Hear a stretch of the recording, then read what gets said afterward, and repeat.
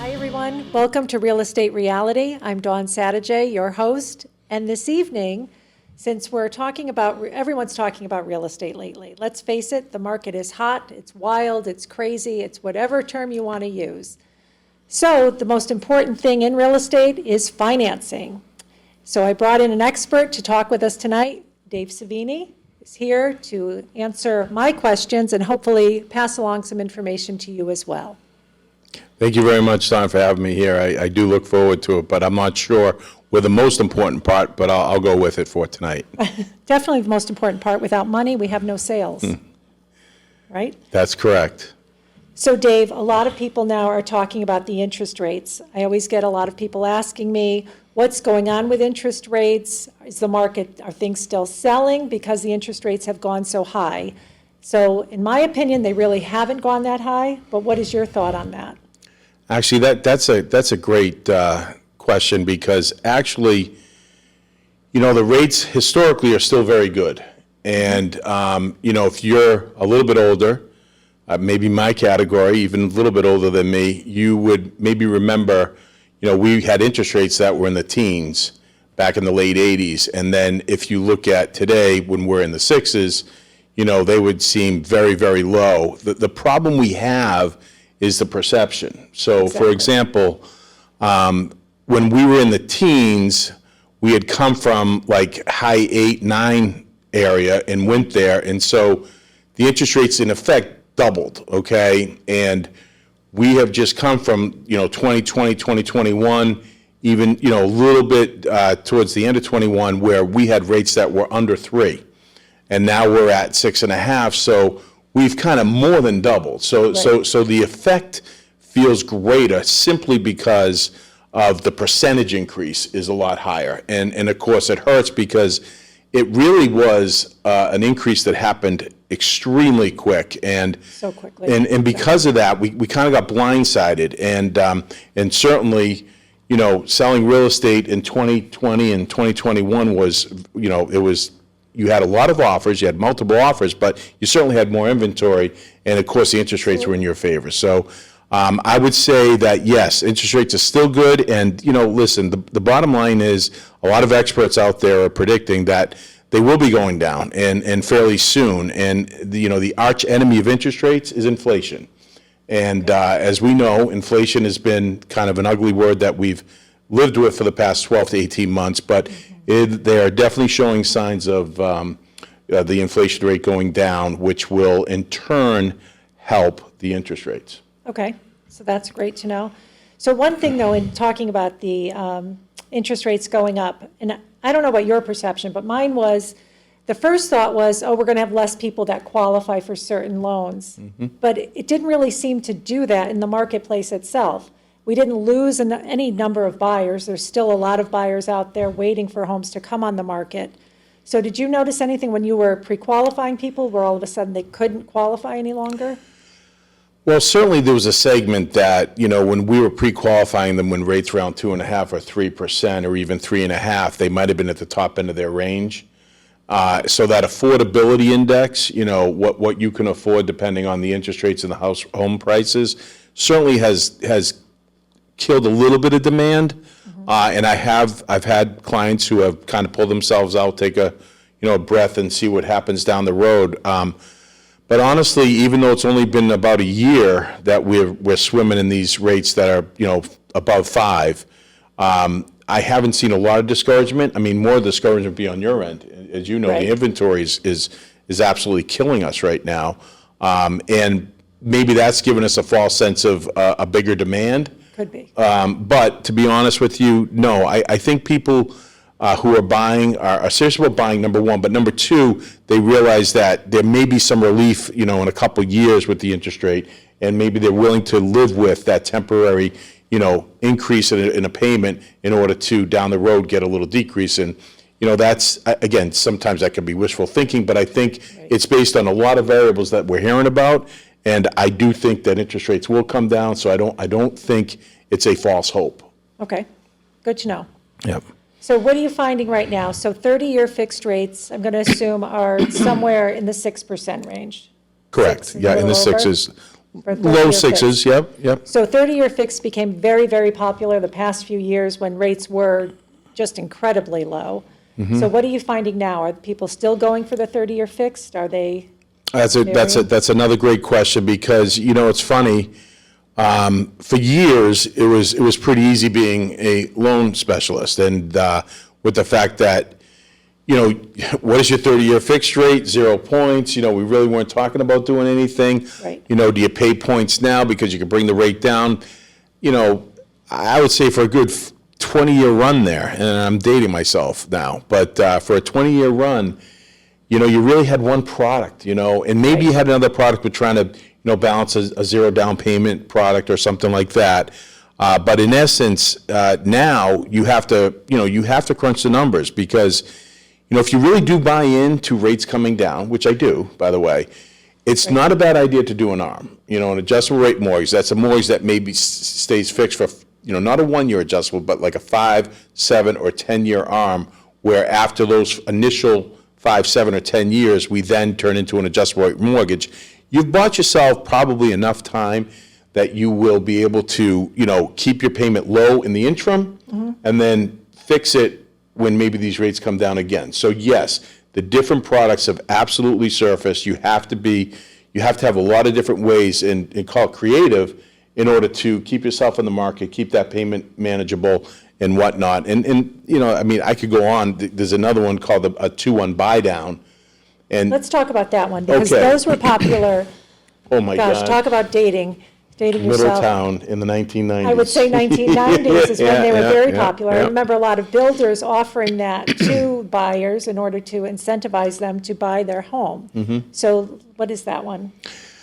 Well, 2-1 buy down was very popular back in the 90s because it would help people qualify for a mortgage. So, for example, if and this is where rates were higher, okay? So if your max qualification for a mortgage was $150,000, if you did a 2-1 buy down, in essence, what you're doing for the first year, your interest rate is 2% below your eventual rate. For the second year, it's 1% below. So that's a 2-1 buy down. And then in your third year, you will then be used to paying that higher rate. But I was able to get somebody who was maybe qualified for 150 up to 170 because of the lower interest rate. So Right. it was really a tool that was used to help qualify people to get them into maybe a higher purchase price, okay? These days, it's used for what we just talked about, where I can have a 2-year relief on a rate, then a 1-year relief, and then look, I'm going to now refinance. And so I actually never got above what I was going to pay if the rates were 2% lower than they are today. So a 2-1 buy down does not help you qualifying anymore. That's a change. Right. We had that big Dodd-Frank thing happen the late 2008 to 2011. Yes. They got rid of overqualifying people, because that's what it did. Okay. But now they're doing it more for a monthly payment relief in order to buy time so that when rates come down, we can refinance. So people are now being qualified at the rate, what the rate would be without the buy down? Absolutely, So yeah. essentially, they're just saving that extra money every month in their payment. So if they do, maybe they're people who get big bonuses from their jobs or something else. Well, it or- would certainly help with that. or And commission-based. sometimes, it's really not hard for a seller to sell a property right now. But Absolutely. sometimes to do an incentive, you might have done seller concessions, and you can use that to buy down that rate. So in essence, on the 2-1 buy down, just to get a little bit more technical, the money that the 2-1 buy down costs is what the difference in the payment would be. So let's just Okay. say, for example, a mortgage of $100,000 costs you $650 a month at 6.5. That mortgage at 5.5 would be $550. That mortgage at 4.5 would be $450. That's not the numbers, but I'm just giving you for example. Yep. So that's a $200 difference for 12 months. So that's 2,400. 12 months times 200 Okay. is 2,400. And then the next year, you'd have a $100 difference for 12 months, which is 36. Now you add the 1,200 plus the 24. That's the cost of the buy down, 3,600. So you would pay that upfront at the closing. Yep. And what, in essence, they're doing is they're putting that on the side to, you make your payment, they make the balance. And that keeps going. If you refinance before you get to the end of it, what's left over in that escrow account will then go towards the pay down on the mortgage balance. So you don't lose it if Yep. you do the 2-1 buy down. So I do like that product potentially, but I would crunch the numbers all around, just see what's the best way to go. Gotcha. But there's another option. Yes, definitely. So what else another do people have? So let's go over different types of loans there are. Because another thing that we talked about briefly is a lot of potential buyers are under the impression that they need to have at least 20% down in this market. Is that the case?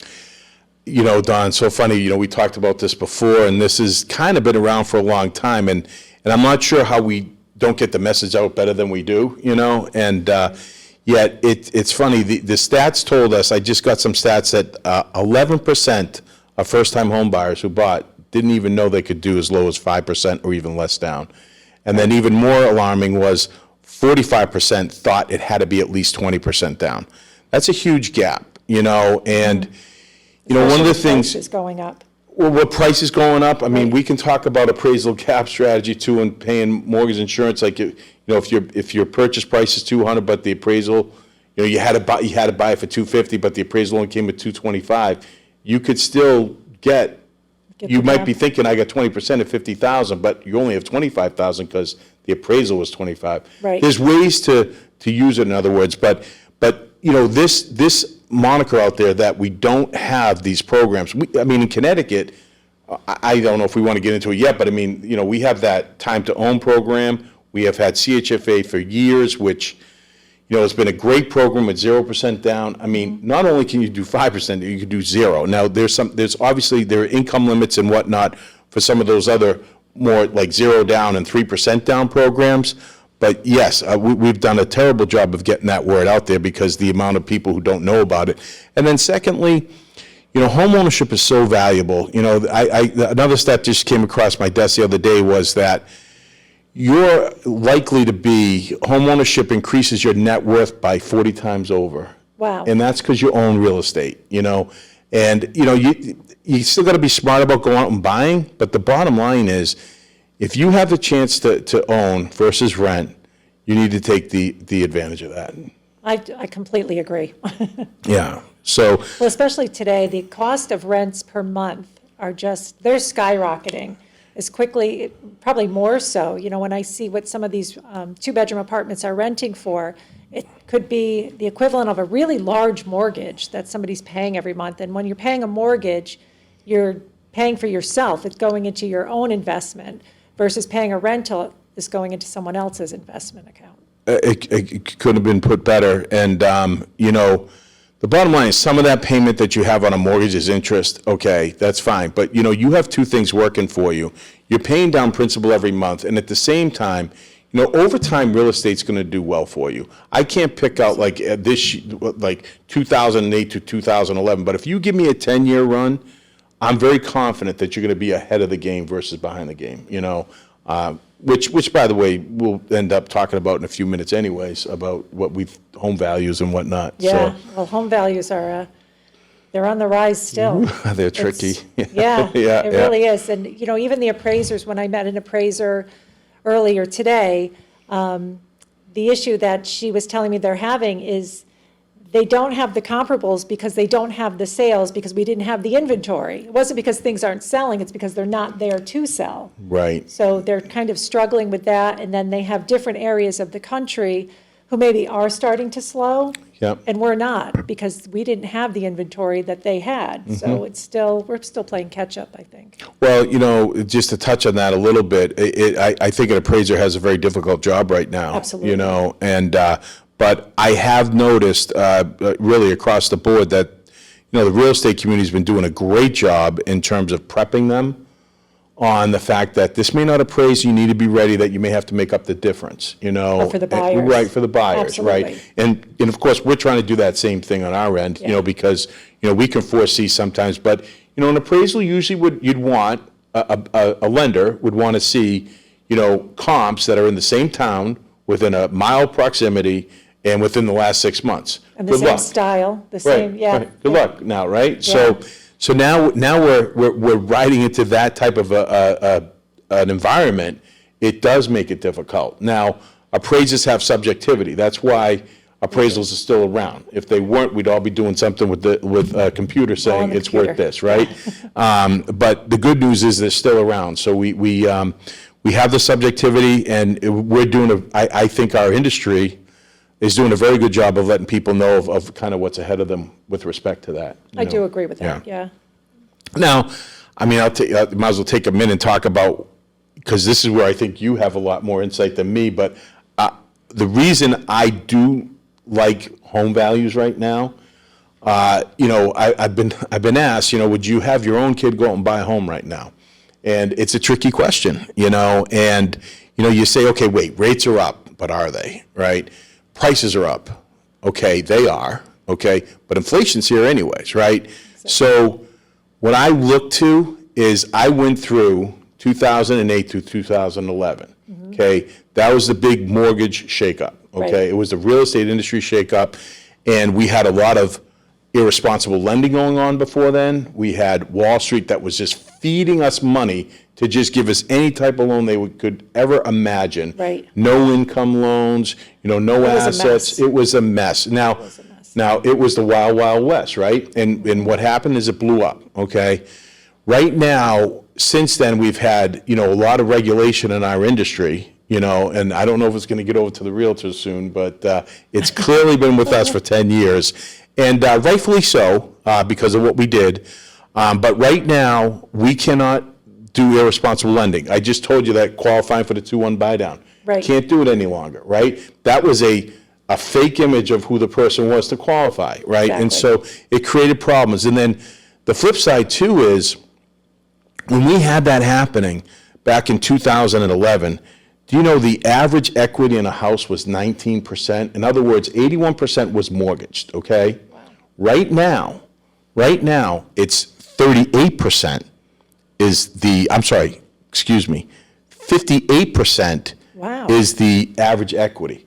So 42% is mortgage, 58% is equity. Nobody's going to walk away from that. There's very few people who are underwater like they were in 2011. Right. So even if you had some type of a recession where people lost jobs and they couldn't afford the payment, guess what they're doing? They're not abandoning the house. They're going to sell the house for a profit, take their cash, and maybe go lick their wounds or do something somewhere else. But the bottom line is, we're not going to have that glutton of foreclosures. Hopefully that not. people are going to walk away. No, we may have some, but don't think we will why would they let it, right? Because certainly I would tell anybody, don't let it go, just sell it, so, Right. and squat if you want, I don't care. But the bottom line is, He didn't mean that. I think that's going to really help. I know, I didn't say it. No, but the bottom line is right now, the variables or factors that are in place for the market to keep their value is very, very strong. Now, that's just one aspect of it. The other aspect of it is household formations, okay?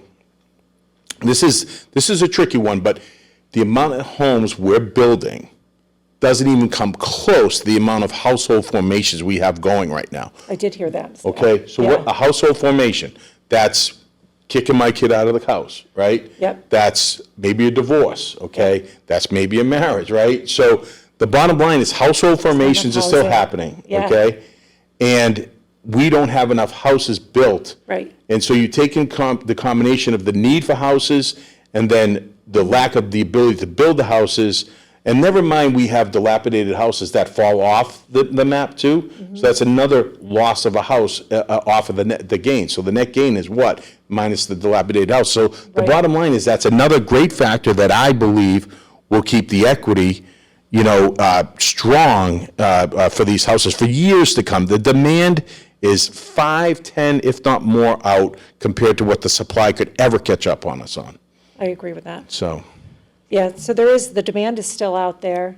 The buyers just need to, so one of the first steps, I think, that when people are looking for a house, before we even go out to look at anything, I always make sure that buyers have been pre-approved. Yeah. So do you want to go over that process just briefly with somebody? Because I know a lot of times people are afraid to make the phone call. They're like, I don't want my credit. What if my credit's going to get dinged? It's going to hurt my score, or this. A lot of things, but the importance of it is it makes you a solid buyer in the eyes of a seller, and it's not that hard to get done. So do you want to just go over this? Yeah, no, and it's exactly right, Don. Getting pre-approved is essential, right? No matter who you talk to, we have guidelines in place that allow us to really have numbers behind us to figure out what you're qualified for, what you're not going to get in trouble with. Again, think about the new way we lend for the last 10 years since 2011, much more responsible. So we're going to give you a range that we think the numbers tell us that is a comfort level, okay? And I love it when I pre-approve somebody and I say, what is your comfort level? Because that's the first question I ask. How much do you want to spend per month? How much you think you can do? And they say $900. I say, well, we're in the wrong state. No, but bottom line is, no. They'll say $2,000. I say, great, okay. Then I kind of crunch the numbers and I say, the good news is the bank's comfort level is $2,800. Okay, they'd allow you to spend $2,800 on a housing payment. Yep. You want to spend $2,000. That's the good news. So you have a little bit of room, and I think you're in a really good range in terms of what you're qualified for. So that's the first. I think that the biggest benefit of getting pre-qualified is making sure that your comfort level is not above the bank's comfort level, because the bank has many years and many examples of what works or what doesn't work. Okay, that's number one. I also you want to. When you get pre-approved, I remember everybody worries about getting a credit inquiry, and that's a whole nother discussion, credit scores and whatnot. But you can do credit inquiries now that are called soft pulls with a FICO score, and that can give you a really good look to see how you are and allow you to still get pre-qualified, okay? And at least that number is what's given to you, so you can go out and not show unrealistic houses to your clients based on what they qualify. So the credit inquiry thing now with the soft pull is not as big a barrier as it once was. That's good to know. Yes, it is. And then, of course, we're going to look at the assets. I'm going to tell you how much you need, because one of the more surprising things when you do get pre-qualified, honestly, is the closing costs become an eye-opener. And you and I both know we don't want that to happen at closing, or the day before closing, even more importantly. So we want to have them prepared. So if nothing else, it's doing your homework, it's going in prepared. You go for a job interview, you doing your research, yes, you should do the same thing buying a house. So two things that you just mentioned that I want to talk briefly about. One is the closing costs, because that is an eye-opener for the majority of buyers. I don't think buyers fully are prepared for what the closing costs are. Yep. But secondly is the one that's in the news all over the place regarding credit scores, interest rates, and all of that fun stuff. So you decide which one you want to tackle first on that. Right. Well, first is the closing cost. Okay. So really, I've always said there are three parts to closing costs. There are your bank fees, there are your legal fees, and then thirdly, there are the prepaid expenses. And the prepaid expenses is really where the costs go off the rail. So let me quickly, you're always going to have a set of bank fees. That may include the appraisal fee, an application fee, sometimes an origination fee. If you want to pay points, that's included in a bank fee. That's simple. That's usually, I almost call that a fixed cost, okay? Then you have your legal fees, which there again is a fixed cost. The variable there is the amount of the mortgage, right? So you have to get title insurance, which is a one-time fee paid at closing. That fee, honestly, the higher the mortgage, the higher the title insurance, okay? And again, so there's a little bit of variable there, but again, pretty consistent, Prepaids are a pretty big variable, okay? And what people don't understand is in Connecticut, probably 98% of the towns, you're always paying your taxes in advance, okay? There's like 2 or 3 towns that you pay in arrears, and not worth discussing them, but if I ever knew you were going there, I'd tell you, it'd be different. But because you're paying in advance, what happens is you usually are taking 8 months' worth of property taxes out of your pocket at closing. And the reason is because even if the seller's paid for the property taxes and say they're covered through the end of December and you're moving in September, they're going to collect those 4 months back from you. The attorneys aren't going to let that go, so 4 months go back to the seller.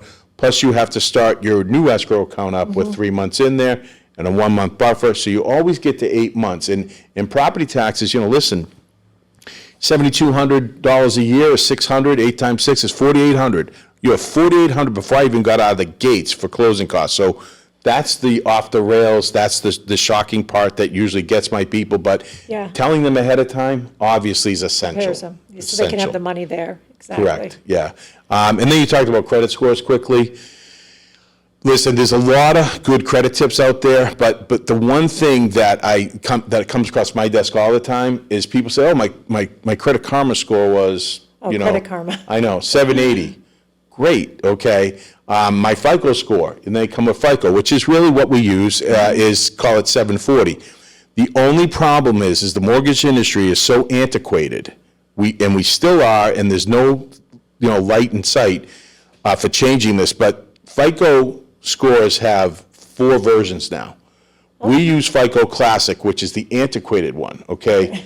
And then the ones you see on like your Discover card or your credit card, that FICO score is probably a 10.0 FICO score, and that score itself is not the same score that your FICO Classic would be unless you had very little differences. And just to lay out some differences, and they're working on this now, but collections and judgments get more severely punished on FICO Classic than they do on the Discover Well, they probably FICOs. should though, no?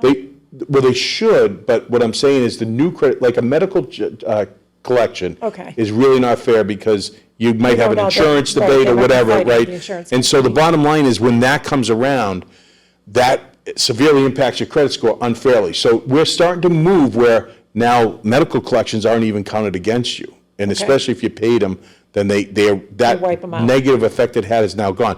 But this is truly like another half an hour, seminar on how to look at your credit scores, so Especially if there's 4 different we'll ones. be back. All right, but let's talk about the whole thing that's going on now with the government, our credit scores and loan costs. And Okay, what yes. that means to the average everyday consumer who's out there trying to buy a house and they've worked really hard to get a good credit score and they've saved their money for their down payment. And now all of a sudden they turn on the television and the newscaster is telling them that they're going to pay more for their mortgages. Yes. Funny, to digress for a second, I jokingly told my borrower, go out and miss a few payments and come back to me, I'll get you a better score. But that's not the case. So what it really is this. We used to have a FICO scoring system where you take your FICO score, you measure it against how much of a down payment you have, and then we can give you an interest rate.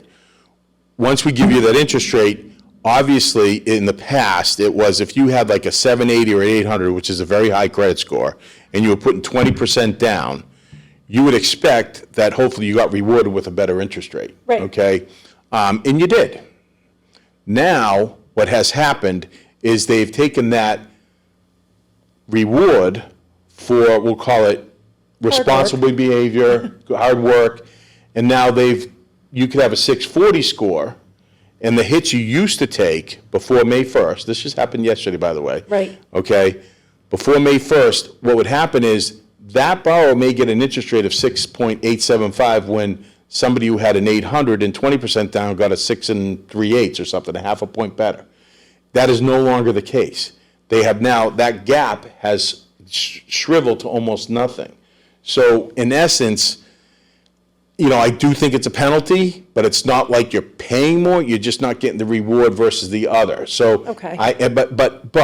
and I hate to say this, but, I do have the numbers here. So what happens is, you will get, like somebody who's a 720, for example, okay, somebody who's a 720 credit score and puts down 20%, they are going to pay a half more in fees, which usually equates to about an eighth to a quarter in rate.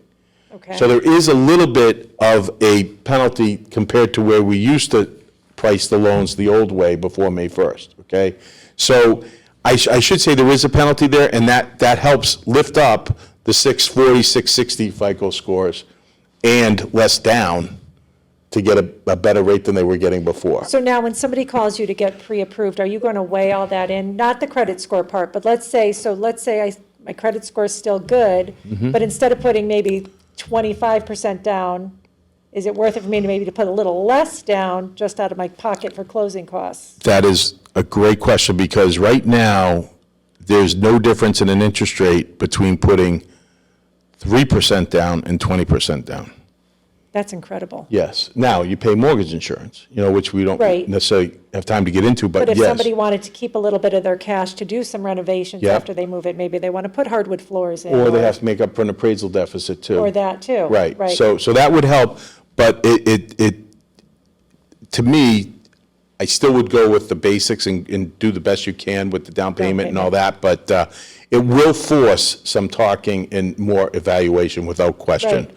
And again, it's maybe not as bad as some misinformation in the news There's a portrays lot it to of be. Yeah, there's a lot of misinformation out there. But It's real. It's real. And I mean, we have a new program out there called AMI too, which is for first-time home buyers only. Okay. And if you make less than the area median income, AMI, area median income, then you won't have any of these hits. So your rate will be very good comparative to what it Okay. was before. But that's more of a first-time home buyer and a lower income benefit. It will hurt the higher, it won't help the higher income, not hurt, it won't help, okay? And then, of course, we have the Connecticut program. I don't, not to go into, get off of the pricing of loans, but the time to own's out there. And I actually would have, I throw a question to you, how hard is it to get a time to own offer accepted? So it's pretty difficult right now to get a time to own offer accepted because it's incredible to me. So 31 years selling real estate. And I've never seen more cash offers out there than in these past two to 3 years. Cash, cash, cash. And while they're not always the highest offer, it's pretty tempting for a seller to accept the cash offer because it's one less There's no contingency. contingency, yeah. Yeah. Do they still do an inspection? It's based on the house. Yeah, of Some course. do. I'm seeing more Yeah. inspection requests on the offers coming in. They're writing them in though as is, and the inspections are for informational purposes Yeah, only. yeah. But I do still think it's really important for I a do buyer to too. do an inspection. Yeah, I think yeah. they need to know what they're buying. We're being forced into some of these, call it recommendations that we always don't necessarily agree with. I don't agree with it, Yeah. and I don't really recommend that. Yeah, absolutely. It's a buyer's choice. Yeah. So it looks like we're running out of time. And Dave, I want to thank callers you today. so much. Yeah, no callers. No. So if somebody wants to reach out to you to get a little more information, a little more details, how would they reach you? Dave, D. Sevigny, Sevigny, at homesteadfunding.com. Just look up Dave Sevigny, www.davesevigny.com, and you'll get there. And thank you very much for having me. Thank you. This was great information. And thank you all for watching, and see you soon.